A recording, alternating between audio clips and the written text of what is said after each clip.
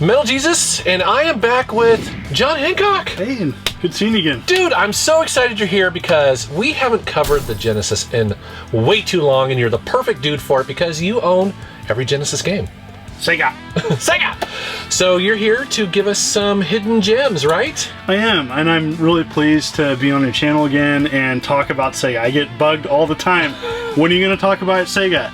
Come on, let's talk about Sega Genesis. You know, show us some games, and so here I am. We are going to do that right after this. Let's take a look.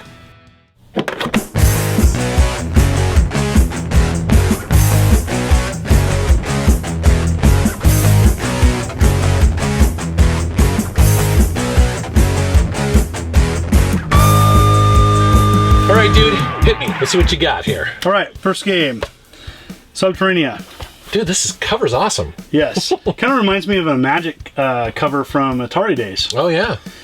I would say that this game is a combination between the arcade game Gravitar and Choplifter. Okay. Okay. Wow. And so you're going around in these like caves, and you have mission points, and you're saving people, collecting stuff. Fun, great, and unique. Dude, it sounds awesome. Best thing about it, not that expensive. Ah, I love that. All right.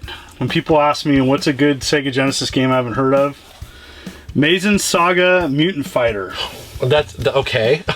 It's a hack and slash, side-scrolling hack and slash, and then in the boss fights, it turns into a fighting game. Whoa, that's awesome. Yeah, and so it's one player, so that's why it kind of gets overlooked sometimes. Really good animation, unique art style. I like it a lot. It's hard too. It's a challenging game. Is it expensive? Nope. Huh. Cool. Good for me. All right. Next one, Mystical Fighter. Okay. So, you kind of got that like kabuki style. Right. But it plays a lot like Streets of Rage. And it's a side-scrolling brawler, 2-player co-op. Not that expensive. Dude, I haven't heard of any of these games. This is awesome.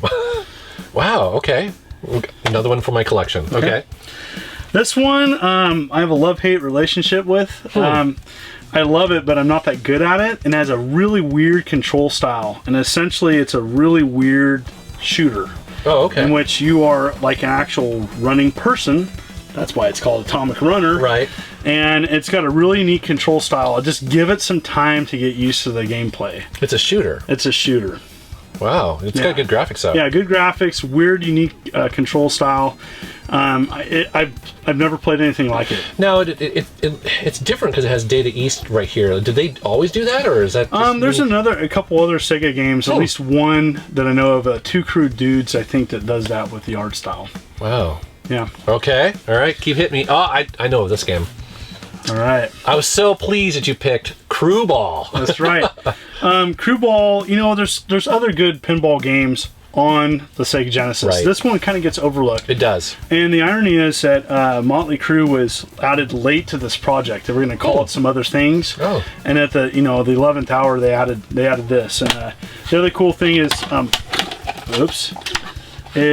my friend John Rose gave me this, which is kind of like a goodie that's hard to get. Dude, this is so cool. This was their mascot for quite a while. So that's what's kind of cool about this is that this is full on like Motley Crue. And if I remember right, it has like MIDI versions of Motley Crue songs, right? Yep. Yeah, and for some people they would rather listen to Motley Crue, but I actually think it works in the game. Yeah. It's a really good pinball game. And there were some famous people that worked on pinball games that worked on the project. So that's why it's a good pinball game. That makes sense. Huh. Yeah. And it's like Motley Crue, which is so awesome. Yeah. This is kind of an interesting one. You take a Malibu comic, so it's Ex-Mutants. Okay. And it was a Malibu Comics. It was another indie comic before that. It sounded familiar. Okay. And it's a kind of a side-scrolling action game. Pretty unique. I beat it with a friend of mine 5 or 6 years ago, and again, very cheap. Wow. Okay. Damn, dude. All right, you're killing it. All right. This I've heard of as well. I don't know anything about it. Yeah, so Final Zone, think of like big robot on the ground, plays a little bit like a Jungle Strike and more simplistic. Oh, is it overhead? Yeah, it's an overhead isometric view. Your big robot going around blowing up stuff. Well, that sounds awesome. Oh, killer cover too. Yeah, and it's a renovation title. Again, I don't know what the current price is. It's not too bad. Yeah. Huh. Okay. Damn. All right. Okay, when we think of EA now, we think of a very mainstream company. Yes. Play it safe. Play it safe. Back in the Sega Genesis days, they were nothing like that. Nothing like that. Yeah. So Blades of Vengeance. Okay. Great cover, by the way. Oh yeah. Oh yeah. So Blades of Vengeance is a side-scrolling action style game. Plays a little bit like Hadash, but it's 2-player at the same time, and it was specific for the Sega Genesis. Oh, cool. And a lot of people, my friend John Rose was like really excited about this game, and he was telling me about it, and I was like, I need to go play that again. And I played it. I'm like, oh yeah, this is good. Yeah, it's solid. Okay. Yeah, it's a little bit easier to play with one player, but 2 players can play it at the same time. That's awesome. Yeah. And I love that cover. It's awesome. All right. Next one is a personal favorite of mine. I played this. I've heard of this. Yeah, it's unique. It's a puzzle game, right? A little bit. It's more of an action-based game, but there's a strategy because you have different rings, and different rings give you different powers. Okay. Plays a little bit like Rastan, but there's more strategy with controlling your ring powers. Else. Okay. Yeah. Huh. Yeah, it's fun. Just a side-scrolling action game. Again, inexpensive, and it's got the classic grid Sega Genesis cover. This to me is a must-have. You know what? The grid is very similar to the Master System, isn't it? Yes. Well, it doesn't suck on the Sega Genesis. I know. They made it black. It made it cool. Black like metal. That's right. Yeah. We don't need a stinking white cover stuff. Please. Yeah. Cool. Okay. This one is. I show people this and like, what's that? Yeah. What is that? It is Wardner. It's an arcade port. Oh. And it plays a little bit like a Wonder Boy, and Wonder Boy meets like a Ghosts and Goblins with cutesy graphics. Huh. So, pretty fun, colorful. It's well done, and a lot of people have not even heard of it. I have never heard of it. I haven't heard of most of these. This is awesome.